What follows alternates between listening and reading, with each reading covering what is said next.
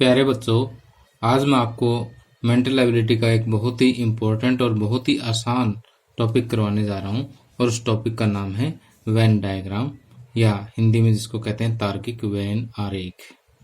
अब देखिए कि ये टॉपिक इतना इम्पोर्टेंट मैंने क्यों कहा है कि यदि हम एनटीएससी एग्ज़ाम की बात करें तो इसमें कम से कम 2 मार्क्स का क्वेश्चन तो आता ही आता है, लेकिन कई बार इसमें से 10 मार्क्स का क्वेश्चन भी आ जाता है। जैसे आपको ये पता है कि एनटीएससी में मेंटल एबिलिटी टेस्ट जो है पूरा 100 मार्क्स का आता है।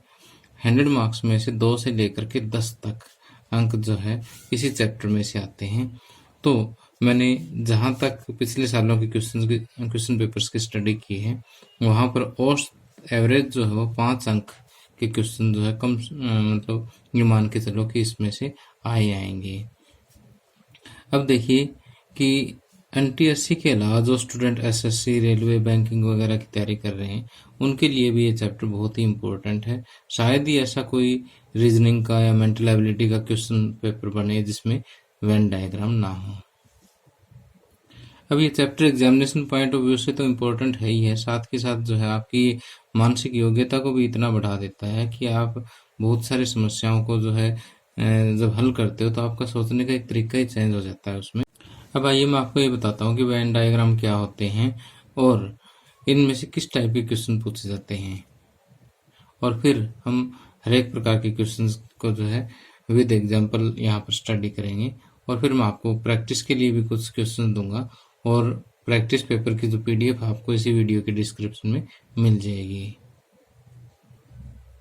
अब देखिए कि वेन डायग्राम जो है ये इनकी सबसे पहले शुरुआत जॉन वेन, एक इंग्लिश लॉजिशियन थे, एक अंग्रेज लॉजिशियन का मतलब जैसे मैथमेटिक्स का ज्ञाता जो होता है वो मैथमेटिशियन होता है, इसी तरह से जो लॉजिक यानी मेंटल एबिलिटी या रीजनिंग का जो ज्ञाता होता है उसको लॉजिशियन बोलते हैं। तो एक अंग्रेज लॉजिशियन थे जॉन वेन, उन्होंने इन स्पेशल टाइप के डायग्राम की आरेखों की खोज की थी, इसलिए इनको वेन डायग्राम कहा जाता है। अब मैं आपको ये बताता हूँ कि वेन डायग्राम है क्या। अब देखिए कि जॉन वेन ने क्या किया कि किसी वस्तु या वस्तुओं के समूह को उसके गुणों के आधार पर सिंपल बंद वक्र का मतलब है कि इस तरह से सर्कल हो गया, कोई ट्रायंगल हो गई, या कोई वर्ग हो गया, या आयत है, तो इस तरह से कि किसी वस्तु या वस्तुओं के समूह को जो है इस तरह से बंद वक्रों के द्वारा उन्होंने रिप्रेजेंट किया। तो मैं आपको एक उदाहरण के माध्यम से समझाता हूँ कि तब आपको बिल्कुल अच्छी तरह से समझ आएगा। अब देखिए यहाँ पर मैंने 3 नाम लिखे हैं, एशिया, भारत, हरियाणा। अब देखिए इनको वेन डायग्राम से कैसे रिप्रेजेंट करते हैं कि जैसे ये वृत्त जो है एशिया को रिप्रेजेंट करता है, मान लिया। अब भारत एशिया का ही हिस्सा है तो एशिया के अंदर ये आ गया भारत, ठीक, और भारत के अंदर ये आ गया हरियाणा, ठीक। तो इस तरह से ये जो वृत्त है, ये पहले वाला वृत्त किसको रिप्रेजेंट कर रहा है? एशिया को। दूसरा रिप्रेजेंट कर रहा है भारत को। तीसरा किसका रिप्रेजेंट कर रहा है? हरियाणा को।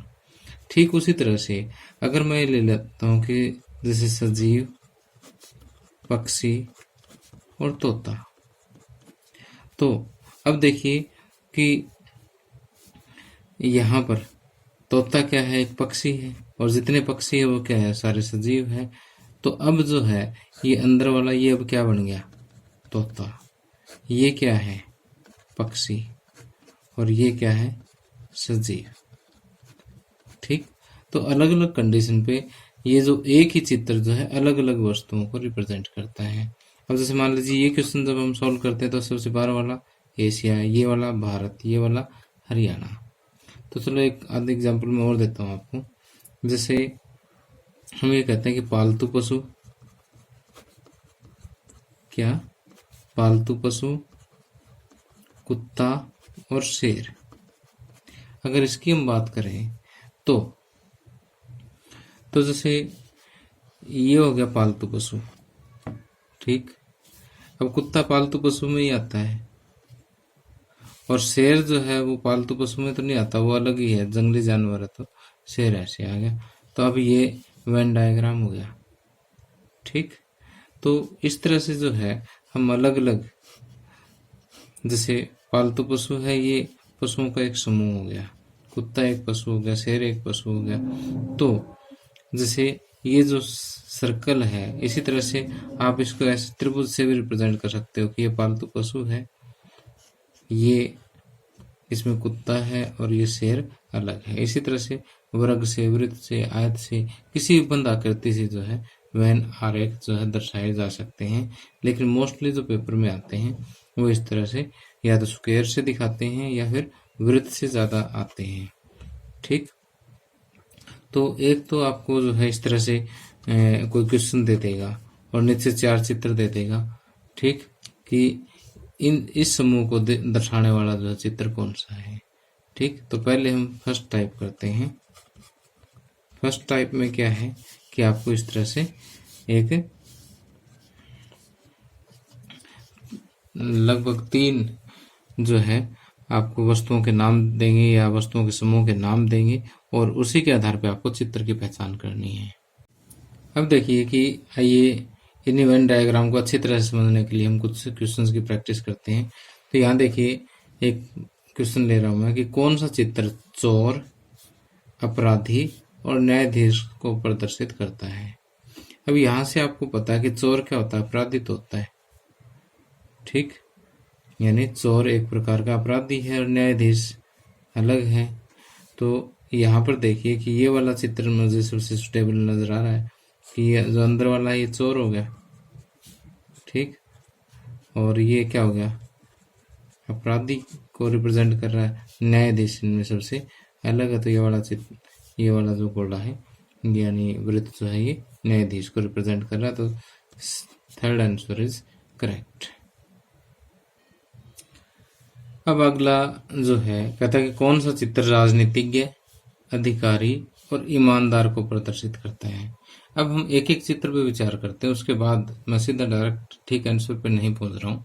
अगर मैं पहले चित्र की बात करूं तो यहाँ पर राजनीतिज्ञ और अधिकारी, अधिकारी ऑफिसर होता है, सरकारी कर्मचारी होता है। जो सरकारी कर्मचारी होता है वो राजनीतिज्ञ नहीं हो सकता। इसलिए पहला चित्र तो देखिए कि यहाँ पर सारे मिक्स है कि अगर मैं इसको राजनीतिज्ञ लेता हूँ, इसको अधिकारी लेता हूँ तो भी ये आपस में मिक्स है, इसको अधिकारी लेता हूँ तो भी आपस में मिक्स है। तो ये वाला चित्र तो नहीं होगा। अगर मान लीजिए मैं इन दोनों को अलग अलग कर देता हूँ कि ये राजनीतिज्ञ ले लेता हूँ, ये अधिकारी ले लेता हूँ और इसको ईमानदार ले लेता हूँ, तो सारे राजनीतिज्ञ और सारे अधिकारी ईमानदार तो नहीं होते ना। ठीक है, इसलिए ये चित्र भी नहीं होगा। और अगर मान लीजिए मैं ले लेता हूँ कि ये राजनीतिज्ञ ले लिया, ये ईमानदार ले लिया, ये अधिकारी ले लिया, तो सारे राजनीतिज्ञ ईमानदार तो नहीं होते और कुछ अधिकारी भी तो ईमानदार होते ही होंगे। तो इसका मतलब ये वाला चित्र भी सेट नहीं बैठ रहा। तो इसी तरह से तीनों अलग अलग भी नहीं हो सकते, क्योंकि कुछ अधिकारी जो है वो भी ईमानदार होते हैं और कुछ राजनीतिज्ञ भी ईमानदार होते हैं। तो उस हिसाब से ये वाला जो चित्र है मुझे सबसे ज़्यादा सुटेबल लग रहा है कि ये तो राजनीतिज्ञ हो गया। ठीक, और ये हो गया अधिकारी। देखो दोनों अलग अलग हो गए ना, आपस में मिक्स नहीं हुए। और ये हो गया ईमानदार। अब देखो कुछ राजनीतिज्ञ भी ईमानदार हो गए, कुछ अधिकारी भी ईमानदार हो गए। ठीक, और ये दोनों आपस में अलग अलग भी हो गए। इसका मतलब चौथा आंसर हमारा बिल्कुल इसका सही रहेगा। तो आपने इसी तरह से जो आप कुछ नाम दिए होंगे वस्तुओं के, वस्तुओं के समूह के, तो उन्हीं के आधार पे आपने चित्रों की पहचान करनी है भी इसमें से कौन सा चित्र ये इसको रिप्रेजेंट कर रहा है। अब इसी तरह से इन मान लीजिए कि मैं एक क्वेश्चन ये दे दिया कि भारत, पंजाब और उदयपुर, ऑप्शन ये दे दिए। ठीक, तो इसके लिए कौन सा ऑप्शन सही रहेगा कि भारत, पंजाब और उदयपुर। ये आपको पता है कि पंजाब और उदयपुर दोनों ही भारत में है, कि पंजाब तो भारत की एक स्टेट है और उदयपुर जो है राजस्थान का एक शहर है। तो पंजाब के अंदर उदयपुर नहीं है, ये दोनों अलग अलग है, लेकिन ये दोनों किस में है, भारत में है। तो उस हिसाब से देखिए ये वाला ऑप्शन बिल्कुल सही नज़र आ रहा है मुझे कि पंजाब ये हो गया, ये वाला उदयपुर हो गया, और दोनों ही किस में हो गए, भारत में हो गए, यानी ये वाला क्या हो गया, भारत हो गया। ठीक, तो इस क्वेश्चन के लिए जो ऑप्शन 2 सही रहेगा। अब आगे हम बात करें तो कहता है कि कौन सा चित्र जो टेनिस प्रशंसकों को, क्रिकेट खिलाड़ियों को व विद्यार्थियों के वर्ग में सही संबंध को प्रकट करता है। यानी टेनिस के प्रशंसक हैं, क्रिकेट के खिलाड़ी हैं और विद्यार्थी हैं। अब देखिए कि यहाँ पर सोचने वाली बात है कि जो टेनिस के प्रशंसक हैं वो क्रिकेट के खिलाड़ी भी हो सकते हैं, और जो क्रिकेट के खिलाड़ी है वो टेनिस के प्रशंसक भी हो सकते हैं। ठीक, इसके अलावा टेनिस के प्रशंसक है वो कोई विद्यार्थी भी हो सकता है, और विद्यार्थी जो है वो क्रिकेट का खिलाड़ी भी हो सकता है। यानी ये तीनों आपस में, और कोई ऐसा भी हो सकता है जो टेनिस का प्रशंसक भी हो, क्रिकेट का खिलाड़ी भी और विद्यार्थी भी हो, तीनों एक साथ भी हो सकता है।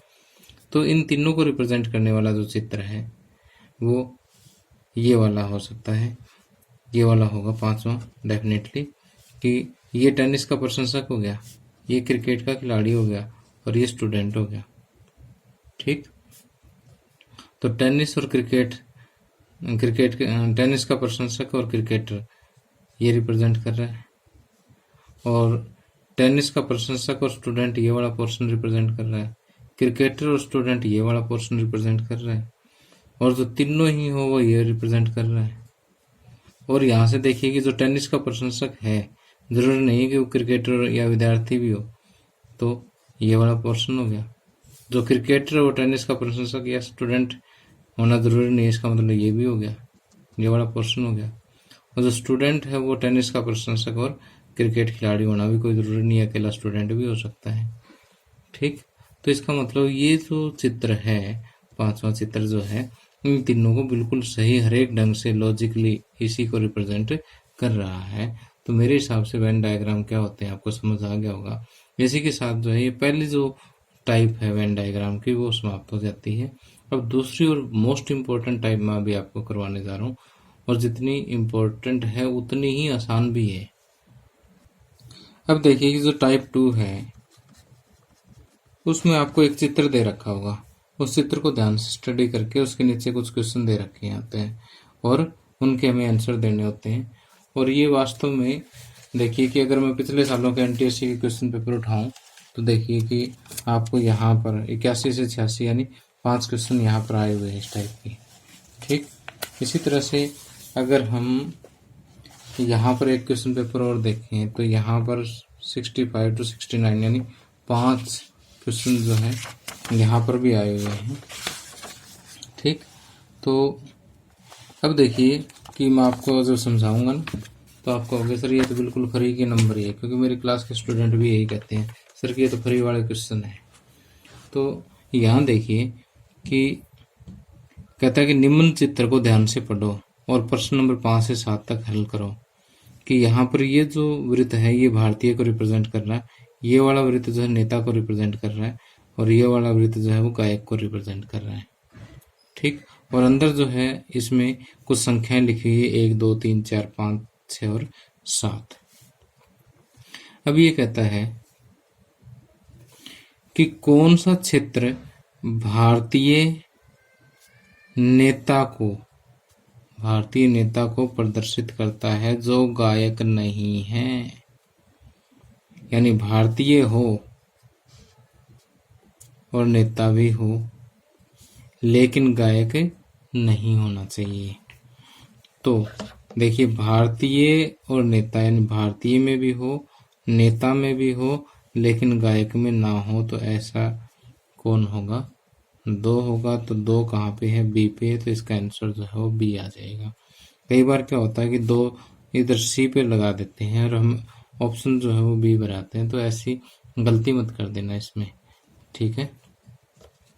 तो अब देखिए कि इसी तरह से जो अगला जो पार्ट है उसमें कहता है कि कौन सा चित्र भारतीय गायकों को निरूपित करता है जो नेता भी हैं, जो नेता भी हैं, यानी भारतीय हो, गायक भी हो और नेता भी हो, तीनों हो। तो ऐसी संख्या देखो, ऐसा क्षेत्र देखो कि जिसमें तीनों आते हो, भारतीय भी, नेता भी और गायक भी। तो ऐसी संख्या कौन सी होगी? 3 होगी। 3 होगी तो हमारा ऑप्शन जो है इसका सी ठीक रहेगा। ओके, नेक्स्ट कहता है कि कौन सा क्षेत्र गायकों को प्रदर्शित करता है जो न तो भारतीय है और न ही नेता है। कहने का मतलब ये है कि इस गायक वाले वृत्त में आए, इसमें भी ना आए, इसमें भी ना आए, यानी सिर्फ गायक है वो। ठीक, इसको देखो ऐसे भी कह सकता था कि कौन सा क्षेत्र केवल गायकों को प्रदर्शित करता है, तो भी हम यही कहते कि जो नेता और भारतीय नहीं है। ठीक, तो केवल गायक या जो गायक जो न भारतीय नहीं नेता है, तो ऐसी संख्या कौन सी होगी? 7 होगी। तो इसके लिए डी ऑप्शन हमारा बिल्कुल सही रहेगा। तो जैसे यहाँ पर ये 3 क्वेश्चन हैं, इसी तरह से जो इस पे और भी क्वेश्चन बनाए जा सकते हैं कि जो नेता और गायक हो लेकिन भारतीय ना हो, जो भारतीय और गायक हो लेकिन नेता ना हो, ऐसी संख्या क्या होगी? 4 होगी। ठीक है, इस टाइप से अलग अलग क्वेश्चन जो है हम बना सकते हैं इसमें। ठीक, तो अब देखिए कि अब आपके मन में आ रहा होगा सर कि ये क्वेश्चन आसान है, ऐसा तो हम खुद करेंगे। अब तो जस्ट एक मैं आपको बता देता हूँ, उसके बाद ये पीडीएफ आपके डिस्क्रिप्शन में है, आप खुद कर लेना इसको। तो अगला जो क्वेश्चन है इसमें कहता है कि निम्न आकृति में आयत, वर्ग, वृत्त व त्रिभुज क्रमशः तांबे कोयले, तांबे, टीन व एल्यूमिनियम के क्षेत्रों का प्रतिनिधित्व करते हैं। आकृति के आधार पर निम्न प्रश्नों के उत्तर दीजिए। तो यहाँ पर देखिए आकृति दे रखी है, इसमें ये आयत है, ये वर्ग है, ये वृत्त है और ये त्रिभुज है, और उसके बीच में पिछले क्वेश्चन की तरह से संख्याएं लिख रखी है। तो अगर हम यहाँ पर पढ़ते हैं कि कौन सा क्षेत्र तांबा व टीन उत्पादित करता है, तो यहाँ देखिए कि अगर ऐसे हम देखने लगेंगे थोड़ा सा मुश्किल होगा।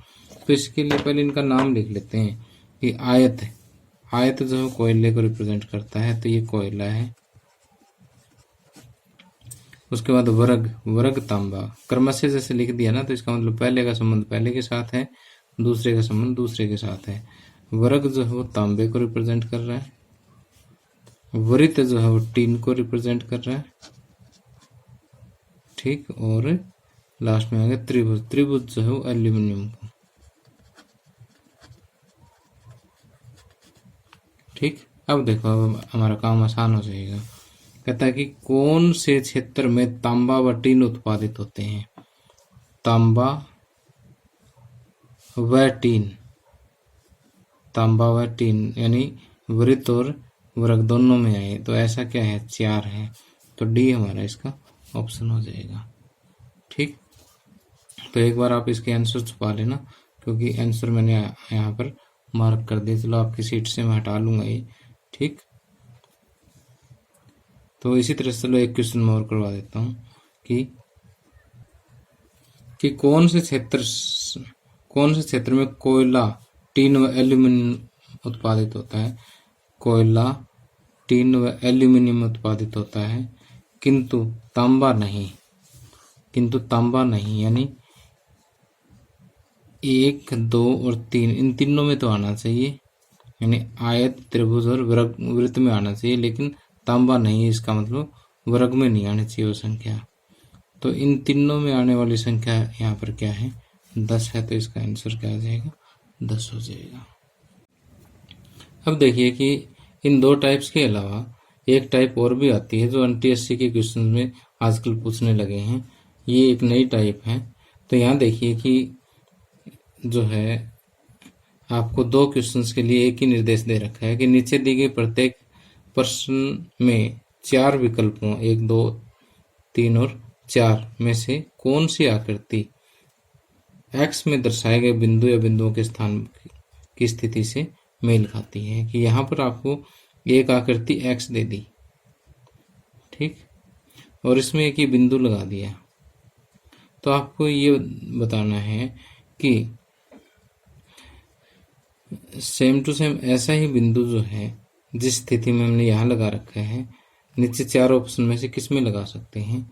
तो यहाँ पर देखिए कि यदि हम ऑप्शन 1 पे विचार करें तो देखिए ये बिंदु कहाँ लगा रखा है, वृत्त और त्रिभुज में, केवल वृत्त और त्रिभुज में है, वर्ग में नहीं है। तो वृत्त इसमें अलग पड़ा है, त्रिभुज अलग है, दोनों में कोई कॉमन पोर्शन तो है नहीं, तो बिंदु वृत्त और त्रिभुज में लग नहीं सकता। इसका मतलब पहला ऑप्शन तो हमारा सही नहीं है। दूसरे की अगर हम बात करें तो वृत्त और त्रिभुज में कॉमन पोर्शन तो है, लेकिन अगर यहाँ कहीं बिंदु लगा देता हूँ तो वर्ग में भी साथ में आ जाएगा, ठीक, लेकिन यहाँ वर्ग में आना नहीं चाहिए। सेम टू सेम ऐसे स्थिति 4 में है।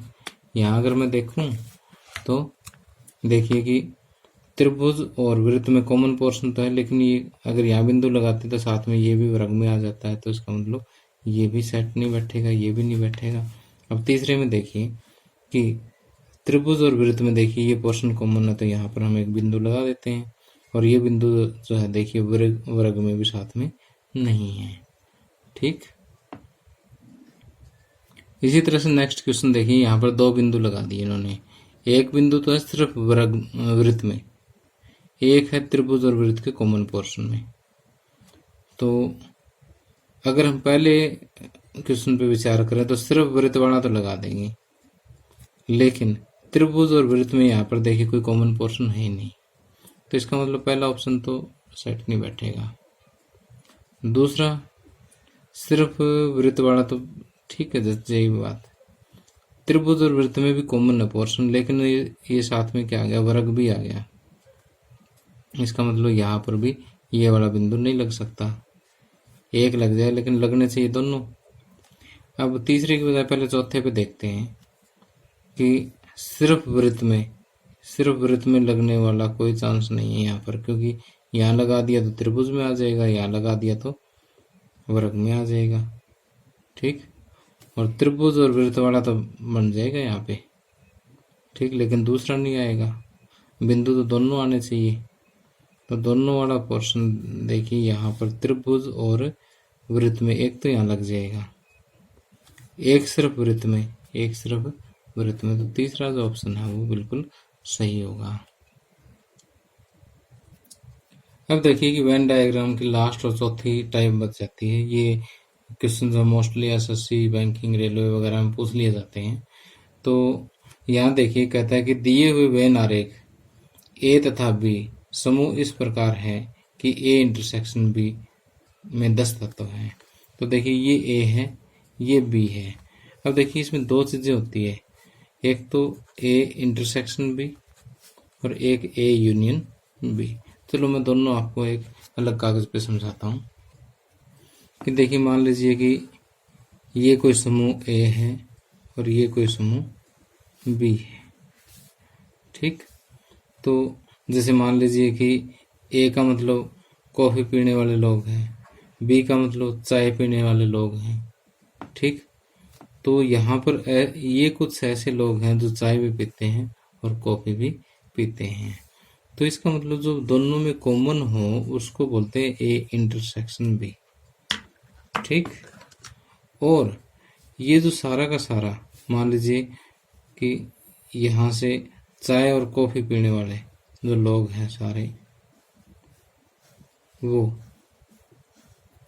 आता है ए यूनियन बी में। ये जो दोनों का जो पोर्शन है ये कहलाता है ए यूनियन बी, ठीक। जो कॉमन है वो ए इंटरसेक्शन बी और पूरा जो है वो ए यूनियन बी। तो जैसे मान लेते हैं कि यहाँ पर जो क्वेश्चन हमें दे रखा है उसके अकॉर्डिंग कहता है कि ए इंटरसेक्शन बी में 10 तत्व हैं। यहाँ पर कितने हैं, 10 लोग हैं, ठीक। ए है चाय पीने वाले, बी है कॉफी पीने वाले, तो 10 है दोनों चीज पीने वाले। ए में 16 तत्व है, यानी ये जो पूरा ए है इसमें 16 है, और बी में है 20 तत्व, बी में है 20 तत्व, ठीक।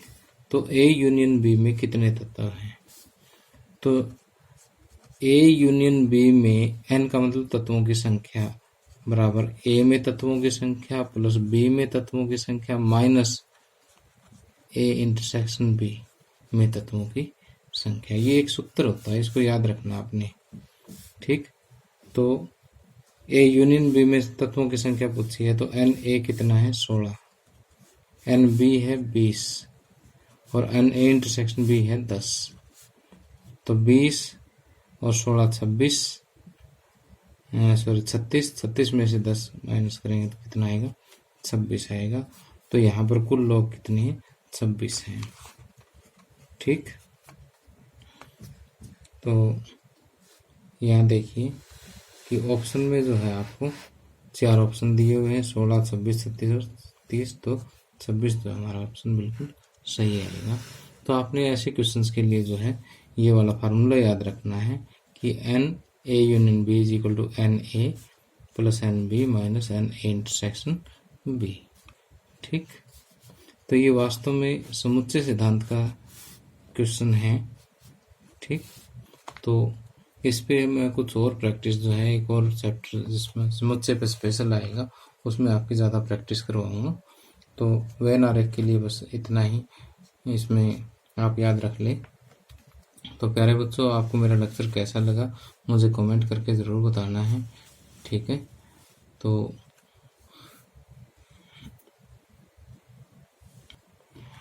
आज के लिए मैं आपसे लेता हूँ इजाज़त।